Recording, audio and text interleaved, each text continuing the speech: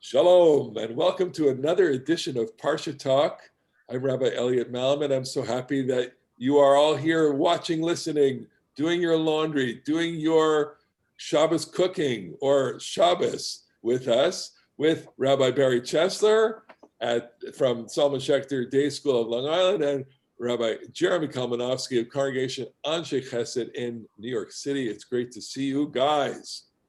And we want to it's not dedicate. We want to note with glee the drafting today of two Israelis into the NBA. One is Deni Avdia, and the other is Yam Madar. They are going to be Israeli basketball players in the NBA. Whatever. Well, it's a big deal. It's like, you know, it's almost as good as a Canadian Jewish kid playing professional hockey in Russia. This is a big deal. You know what? One day there'll be an Israeli playing hockey. Okay, that'll be a big deal. At any rate, we welcome your thoughts, questions, and comments to parshatalk@gmail.com. Parsha Talk, PARSHA talk @gmail.com. And let's get right into it. Parsha Toldot. This is a parsha that is really rife with so many interesting stories, conflicts, characters. And it starts right out from the beginning, giving us the conflict between what will become Esav and Yaakov, the two boys that are born to Rebecca. Jeremy Kalmanovsky, take us into the story. And I want to understand this conflict. I want to understand the characters. I want to understand what's going on here. Go ahead. Oh, there's so much. All of Sefer Bereshit is built around incredibly complicated family dynamics, and Parshat Toldot may be the apex of that, because we have disjunction between spouses and in the persons of Yitzchak and Rivka. We have parent-child conflict. We have parent-child favoritism. We have brother conflict that almost turns fatally violent. So there's so much that goes on. Rivka, like every biblical matriarch, is infertile. She goes to God to pray. Isaac prays for her successfully, and she has extremely difficult pregnancy because she has twins. Vayitrodzetsu habanim b'kirba. The children are wrestling within her, and it doesn't take much to see a kind of a psychological reading of within us the different warring impulses and different elements within ourselves, as Rivka in this case is literally holding within herself two people. But that word of vayitrodzetsu, the children struggled within her. There's a lovely midrash that says that when she would walk by a study house, not that there were so many yeshivas back in ancient. Well, there was the one of Shem and Aver. There was the Shem and Aver had a yeshiva, and it was in Borough Park, Brooklyn. And when she would walk by, Yaakov would try to get out, and then she would walk by an idolatrous temple, and Esav would try to get out. So there's the pull in these two people for, you know, the best of the covenantal inheritance from Abraham and the very worst possibly from those ancestors. We could dress it up a little differently. I'm reminded of Rabbi Mordechai Kaplan, who said that Judaism was a civilization and we live between two poles. And so Esau, in this sense, doesn't symbolize paganism, but he's secular culture. He would be America. And Yaakov would be Yiddish culture, as it were. And those are the two things that are warring. And as we know, living here in North America, sometimes we're pulled towards North America, hockey, basketball, baseball, and sometimes we're pulled towards yeshiva, JTS. Which time is that? What's that? I want to just take it. Go ahead. Sorry. The idea, it's maybe the physical versus the spiritual. That could also be a dynamic here. You know, I think that's very important because Jacob, I mean, this is in a sense a kind of a riff on masculinity, okay? Because Jacob is Ishtam Yoshev Ohalim. He is the pure one who dwells in tents. It might be a little bit, what kind of tent? Well, the rabbis will say, as Barry said, he wants to be in the tent of Torah. But you could read this in a simpler way and say he's a little bit of a mama's boy. He likes to be with mom. Esav is a person of the field. He's a hunter. He's a tough guy, and perhaps the reason that Yitzchak, his father, who is a much milder character, not nearly with the boldness of either his ancestor or his descendant, maybe that's the reason Yitzchak loves him, because Yitzchak recognizes in Esav the macho man that he is not. Well, let me come in here and give you the verse. Vayehav Yitzchak et Esav, Hitzai befiv, and Isaac loved Esav because he put game meat in his mouth. The Rivka ohevet et Yaakov. So here you're commenting on the disparate loves between of the parents to the children. And Barry, you want to jump in here? Give me. Yeah, I wanted to make a suggestion that we could see this story as a kind of midrash on Cain and Abel.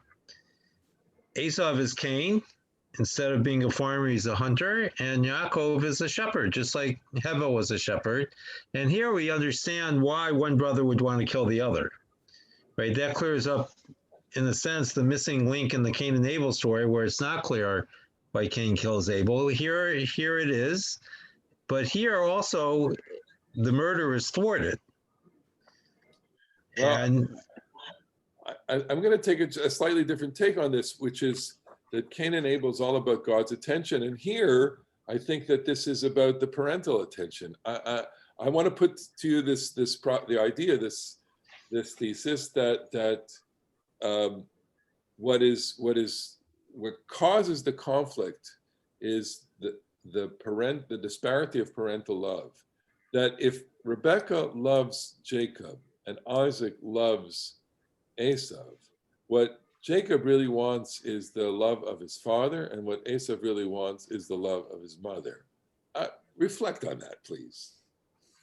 discuss. Well, so I would put one asterisk, or at least one question to you, which is the conflict between them because of this relational dynamic, or alternatively, is the relational dynamic and all the problematic qualities of Rebecca identifying herself with Yaakov and Yitzchak with Esav, and then the lack that the two of them feel, do those things really reflect the characterological matter, which is that a particular kind of, in a sense, we're talking about a particular kind of ideal Jew.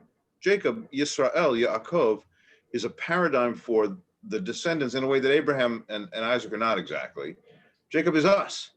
So he is the inheritor, or he's going to be the quote unquote proper inheritor, because he is mild, not violent, bold, strong, but a little softer. And Esav is a bit, there are elements in Esav's character, which we see in the course of the Parsha, which are very sympathetic, but he is also a bit of a buffoon, and he is also a bit of a brute. And so I think that the conflict is between the relatively sophisticated and relatively brutish, and from that comes those other relational dynamics. Do you think that the character precedes the lack of love from the mother? So here is where I think the character plays itself out. Rivka looks at Yaakov, and Yaakov reminds her of Yitzchak. She looks at Esav, and Esav reminds her of Lavan. And when we see it like that, it's no question why she's drawn to Yaakov, because Yaakov is her choice. Yeah, but Lavan is her brother. What? This is what bothers me in the story. She's his mother. You know, it's like saying, I mean, okay, so we have a whole question about what constitutes unconditional love of a parent. Is there such a thing as unconditional love? Do you think there is?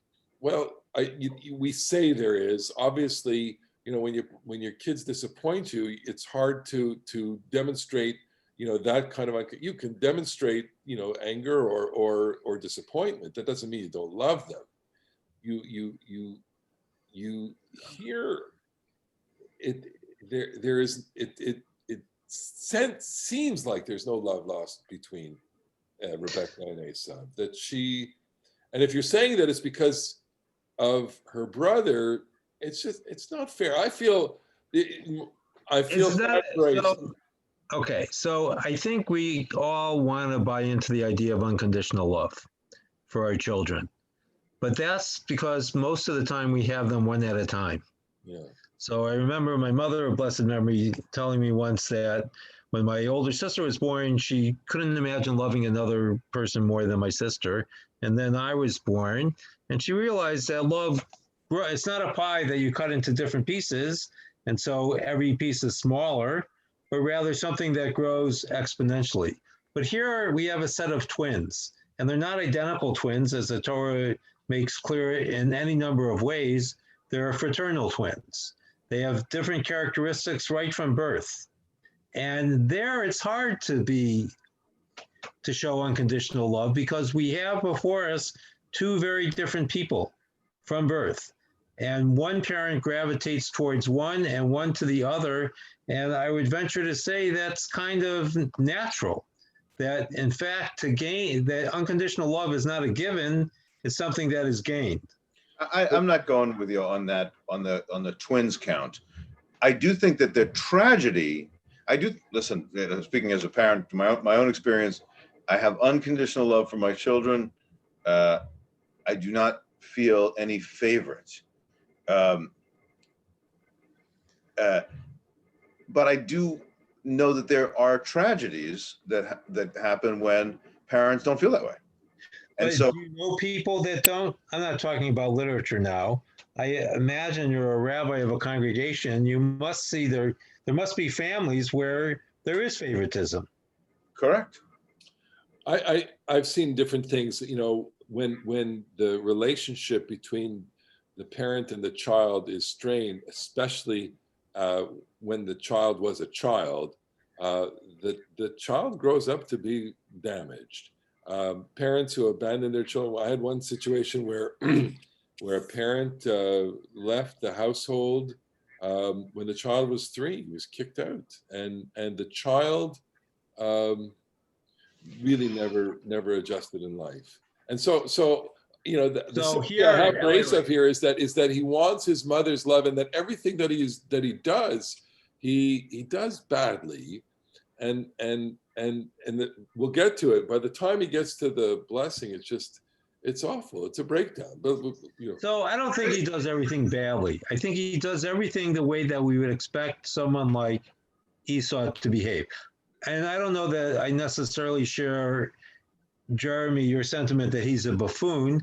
I think that there's a kind of grace to him, but it's not a grace that everyone gravitates to, because he is more vigorous than Yaakov. He is more physical. So all that means. Let me ask you Go. then to interpret the first story here, the first story, which is the birthright story. So it says that one day, Vayazid Yaakov Nazid, he was making a stew. Vayavo Esav min hasadeh v'hu ayev. Esav comes from the field and he was tired. And then he says, Haliteni na min ha'adam ha'adam hazeh, give me some of that red stuff.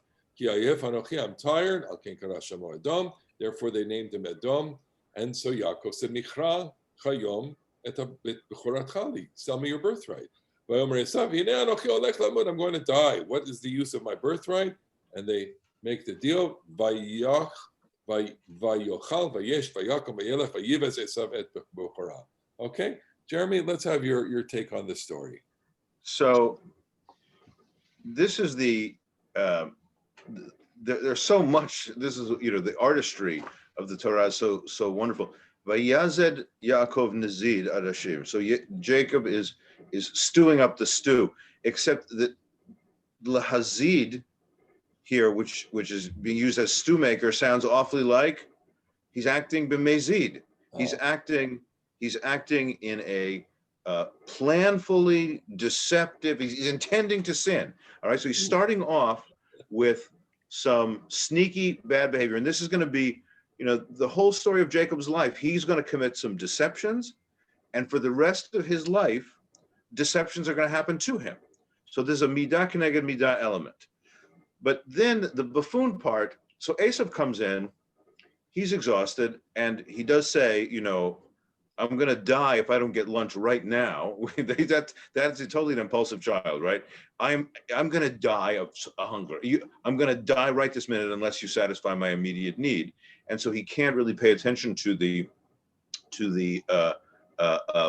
what's at stake for all the financial benefits and strength of the birthright if he would hang on to it. But I want to focus on two words, one of which was suggested to us by one of our loyal listeners who happens to be related to Rabbi Chesler by marriage, and that is that he says, "Ha'aliteni na min hadom hadom hazeh." Okay, laha'alit is that fancy thing which I know all of our listeners know what this is, a hapax legamina. Hapax legamina. Everyone, can you say hapax legamina 3 times fast? Hapax legamina means a word that only appears in this form once in the whole Hebrew Bible, and in the Mishnah, the same root is used to mean to force feed an animal.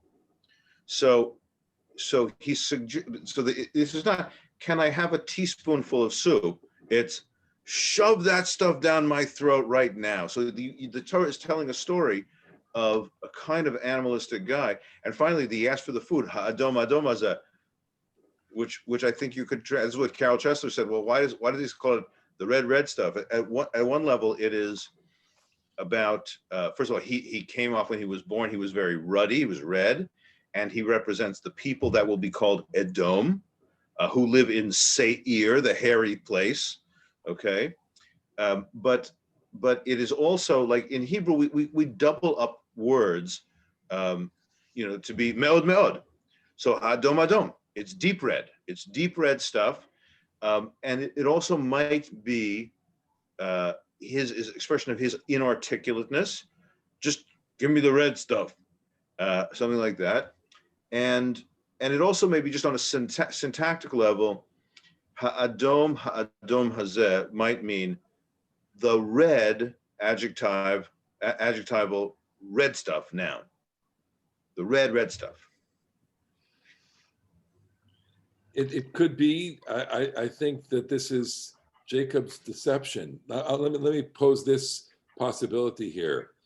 Esav is a hunter, but this was not a very successful day, because had he had a successful day at the hunt, he would not have been so hungry. So he is out there. He is waiting. He is setting his traps. There's no animal coming. And some days are like that. You can go fishing and you can have a day where you don't catch anything, and that's his day. And he wants so much to have something to eat, but he doesn't. And Jacob is making a gamble. It could be a day like this, and he makes a red stew, which is a meaty stew, but it ends up being just a lentil stew, and so he's deceiving him. And so he cooks it up for him to draw him into to arouse his appetite and to take advantage of him. And that's Ha'adom Adom, Barry. So I want to go in a slightly different direction. So Esau has been out all day, and I agree he hasn't been successful, but he feels pretty good because he's doing what he loves to do. And he comes back, and what triggers everything is the smell of the food. And then he realizes not that he's hungry, but that he's tired. And I think that he's responding to his physical needs, what he perceives to be his physical needs. And now he's hungry, and that's what's important to him. And his brother, I agree, takes advantage of him because his brother wants to make a trade.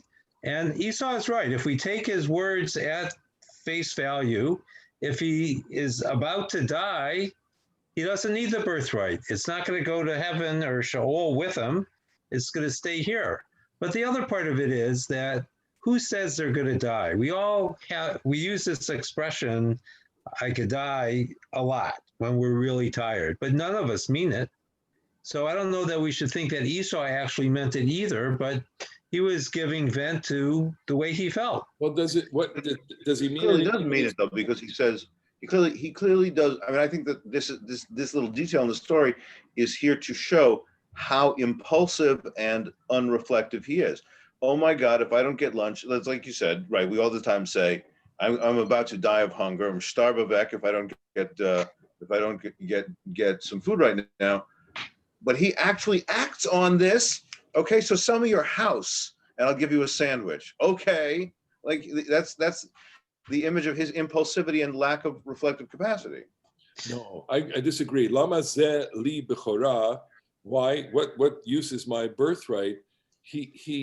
there may be some reflective capacity in So Esav. this, curiously, this actually reflects Rivka, who makes a similar claim when the two fetuses are struggling in her womb. She says, Lama zeh anochi, or something like that, right? When she feels the pain of the boy struggling within her, she says, why do I need this? Yeah, but I here I want to get Esau is just like Rivka. I want to be more sympathetic to Esav. Look, we all have children, okay? Some of our children are inclined to certain kinds of things that we love, and some of them may not be, okay? I mentioned before, in this picture, Jeremy, you're sitting in front of a library, okay? You have a set of the Zohar behind you, okay? Maybe your kid is not interested in the Zohar, okay? And your kid says, what use is it for me? I've thought about it. I'm not interested in I'm not interested in any of your library. I'm not interested in your academic life. I'm not interested in your rabbinic life. I'm not interested in anything of your religious life. What? Go ahead, take my birthright.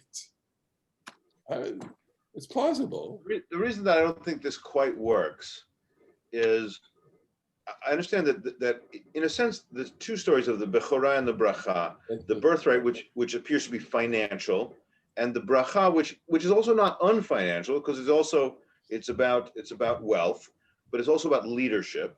So they're really quite parallel stories, and I think that, Vayochal Vayakum Vayelech Vayivez Yesab da Bechorah. He eats and drinks, he stuffs his face, he gets up and leaves, and he despises the birthright, I think comes to tell us, not just, Pop, you really like music. I just don't like music. I have to find my own way. That's a beautiful story that you told, and a good parent is going to be able to deal with that. I don't really want to study Torah. A good parent is going to be able to have to figure out how to deal with that. But a character who does want financial well-being, as Esav does, and does want leadership, as Esav does, and does want affirmation, as Esav does, loses the access to that because of the hasty stupidity of this part of the story. So I read this very differently. I read that the first four verbs are Esau's behavior. The Vayivez et Bechorah is the narrator, the editor's comment, placing a value judgment on how Esau behaved. But that's not Esau, and it's certainly not Esau as Esau sees himself.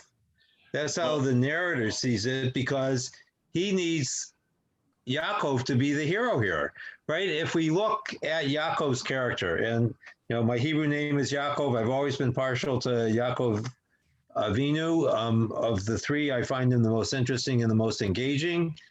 But he's not a good person a lot of the time. In a similar way, he prefigures David, who is one of the great sinners, but also one of the great repenters. Yeah, Yaakov comes with a lot of baggage, but he's able to work a lot of things out as well. But he doesn't come off so well here. And he doesn't come off well with the blessing either, right? He gets both by deceiving his brother, by taking advantage of his brother. I want to just add, there's an interesting midrash that says that Abraham had just now midrash is good. I'm just I use it to my benefit. Abraham just died, and that they're preparing a shiva meal, basically, and that's what the lentils are. It's a fascinating moment. So the character of Abraham, while not mentioned in the story, does loom over the story. Here is his grandfather, and Esav is like, I am not like him. I am not the iconoclast. I'm not this character. And this is the legacy that is being passed down to me. It's too much for me. I'm supposed to be the birthright. I'm supposed to be the head of the corporation when my father passes on. I don't want this. I like the field. I like the hunt. I don't want to be the head of a people. I just want to be me. I'm sorry. I have a lot of sympathy for Esav, not because I enjoy the outdoors or I enjoy the hunt or not. I think when we strip away all the midrashim from this story, he's been deceived by his brother. He's not loved by his mother. There's a lot to feel sorry for him. Let's jump to the second story, because we're running out of time here.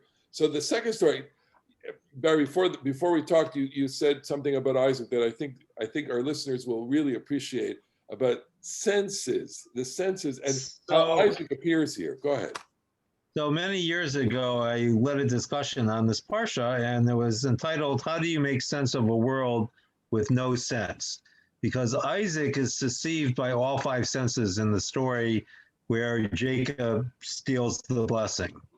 He doesn't see, he's described as being blind. He hears the voice of Jacob, but thinks it must be Esau. He feels goat skin and thinks it must be the hair on his son's arm. He tastes sheep and thinks it's game. And he smells whatever he smells, but it's not what he thinks it is. And the question that we're left to ponder is, if you don't have those five senses, how can you literally make sense of the world that we live in? Yeah. He is completely empty, a shell with no echo. What did you come up with? What was the answer? Well, it's 15 years ago. Who remembers? I'd have to go back and find my notes.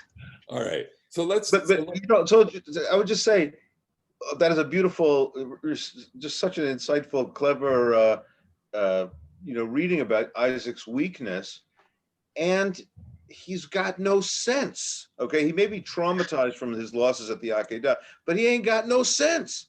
Because whether it is because of the very generous way that Elliot interpreted Esav's pain, or because of the harsher reading that I have that Esav is just not fit, he thinks that Esav's the guy.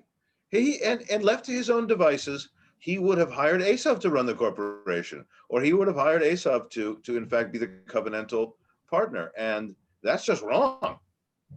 So we can appropriately feel. I think the Torah does a masterful job. Every Israelite witness to this story, anybody who ever heard this story, sitting around the fire in the gates of the city of whatever back in 3,000 years ago, knows that Yaakov is our guy and Esav's the other guy. Yaakov is our team, and Esav is our rival. And the amazing thing about the Torah, as you said, Elliot, to strip away the Midrashim, the Midrashim do the expected thing. They tell the story that our rival is a bad guy. The Torah does the unexpected and wonderful thing of saying that our rival can evoke in us love and sympathy, that we can shed a tear for our rival's pain, which is it's just spectacular. So to make a long story short, can you give us the moment where that is really the sharpest? Where at what moment in the story do we? So Jacob, directed by his mother, she comes off as a little bit of a dragon lady. She dresses him up in Esav's clothing, as Barry said. They perpetrate the deception. They give him the wrong food, and he takes advantage of his blindness, and he gets this blessing. And he says, Isaac says, "I've made you you're going to be the boss. I've made you the master of your brothers." And then Jacob leaves, and of course, just right then, Esav comes in and says, "Well, it's me. I've accomplished what you told me, and I'm coming here to get your blessing." And Isaac trembles in awe of realizing what has happened. We can talk about, not right now because we're going to be out of time. We can talk about whether or not Isaac ever actually knew what was going to happen, but he comes in and trembles and says, "Ba achicha b'mirma," your brother has come sneakily, and he has taken your blessing. And Esav, Isaac trembles, great trembling, and he says, "I've given the blessing." When I've given the blessing, and he has to remain blessed. And Esav, when he hears the words of his father, and he screams a very great cry, and he says to his father, "Barcheni gam ani avi," bless me too, father. Isaac says to him, "Sorry, ba achicha b'mirma v'yikach birchatecha." your brother has come deceitfully and has taken your blessing. Vayomer and Esau says, Hachikara shmo Yaakov v'yakveni ze pamayim. This terrible, he's well called Yaakov, the one who trips me by my heel. He has tripped me twice. He stole my birthright. Now he's taken my blessing. Halo atzalta libracha? Didn't you hold back one blessing for me? And Isaac says, well, I've made him your boss now. He's hired. And what can I do for you? And Esau says, Havracha achat hi lecha avi. Do you have only one blessing, Daddy? Barcheni gam ani avi. Bless me too, Father. Vayisa Esav kolo vayefk. And he lifts up his voice and cries.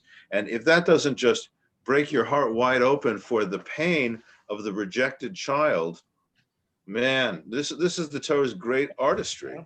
But it breaks the cosmic heart too, because in the rabbinic tradition, the Messiah will not come until Esau stops crying. This is in the Zohar. Yes, it is. Exactly. And I want to add one other point, that the way that you told the story, Jeremy, brings me back to the very beginning of the Parsha, when they're fighting in the womb. And the question that's raised by the names and by the description, and later by the scene when Yaakov has sons via Tamar, is Yaakov really supposed to have been born first? Was he grabbing onto the heel because that was supposed to be his destiny to come out first, and something happened and he didn't come out first? And his whole life he's plagued with the idea that he should have been the firstborn, and he wasn't. And now he's taken that firstbornness away from his brother, and his brother realizes that he was supposed to be the firstborn, but he lost it even though he had it. And there's, I hesitate to say a wonderful irony, but certainly a great poignance to the way this story unfolds, because in life, we're often struck by this, what should have been and what is. And how we balance the two shapes our own personal destinies as well. And so maybe this is a good place to kind of wrap the bow here, because we're looking forward at the moment of this crisis, the moment where the whole relationship is ruptured. But spoiler alert, they are able to reconcile, and they're able to reconcile out of taking the course of their own lives into their own hands. They all the things that were set up for them by their parents, and all the things that happened by the order of their birth are set aside by their own doing, and they work through their lives, and they manage to make themselves at least somewhat more whole. 2 weeks. 2 weeks. In 2 weeks we can talk about the reconciliation. 2 weeks. Well, this week's Thanksgiving, everybody, American Thanksgiving. So happy Thanksgiving. Canadian Thanksgiving. It was already. Columbus. It was, okay.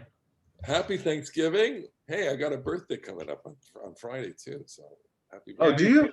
Wait, tomorrow? Friday, next Friday. Oh, next Friday. You know what tomorrow is?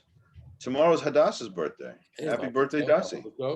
Happy birthday. Well, we are so glad to share this time with you, and have a wonderful Shabbat, studying, talking.